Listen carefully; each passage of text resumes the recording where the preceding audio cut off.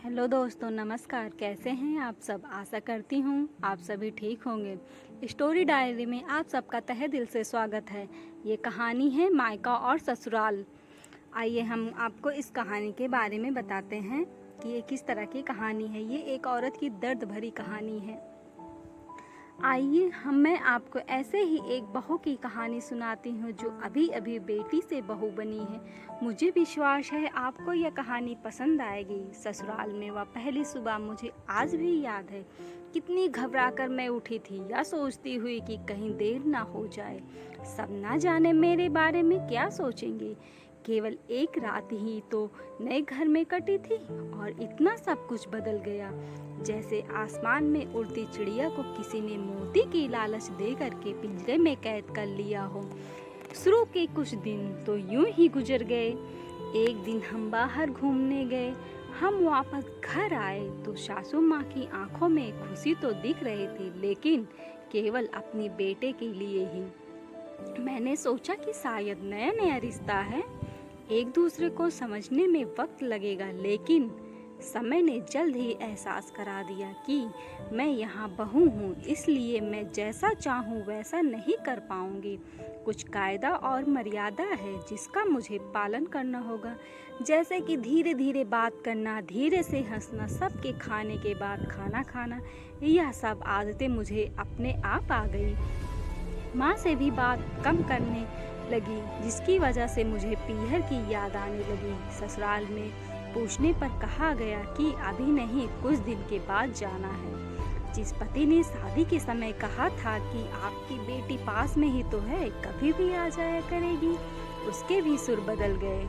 अब मुझे धीरे धीरे यह समझ में आ गया था कि शादी कोई बच्चों का खेल नहीं, इसमें केवल घर नहीं बदलता, पूरी जिंदगी बदल जाती है। अब मैं कभी भी उठकर अपने पीहर नहीं जा सकती, यहाँ तक कि पीहर वालों को भी मुझसे मिलने के लिए पूछ कर आना पड़ता है। पीहर में जोर जोर का हंसना, कभी भी कहीं भी चला जाना, रसोई में से कुछ भी उठाकर खा लेना, अपनी मर्जी के करना, यह सब यादें बनकर रह गई। अब मुझे समझ में आने लगा था कि क्यों विदाई के वक्त सभी लोग मुझे गले लगाकर रो रहे थे। असल में मुझसे दूर होने का एहसास उन्हें हो रहा था, लेकिन एक और बात थी जो उन्हें अंदर ही अंदर परेशान कर रही थी कि अब जिस सच्चाई से मुझे इतने दिन दूर रखा गया है, वह सच्चाई मेरे सामने आने वाली थी। पापा का यह झूठ कि मैं उनकी बेटी नहीं बेटा हूँ, अब और नहीं हो पाएगा, जो कि उनकी सबसे बड़ी चिंता थी कि अब उनका बेटा, जिसको कभी भी बेटी होने का एहसास नहीं कराया था, जीवन के इतने बड़े सच से सामना करने जा रही थी। वहीं माँ को भी चिंता सता रही थी कि उनकी बेटी अभी तक कोई एक काम भी नहीं किया करती थी, अब वह पूरे परिवार की जिम्मेदारी कैसे उठाएगी।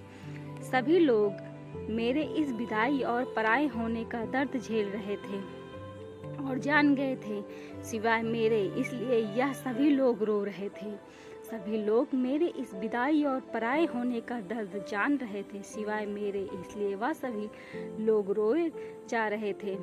आज मुझे समझ आ गया कि रोना गलत नहीं था।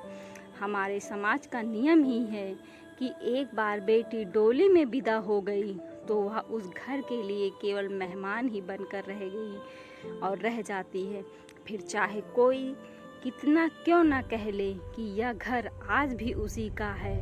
सच तो यह है कि अब वह कभी भी यूं ही अपनी पीहर नहीं जा सकती, चाहे कितना भी समस्या और परेशानी क्यों ना आ जाए, मुझे ही हल करना है। हंसते हुए या गम छुपाते हुए सब कुछ रहना है।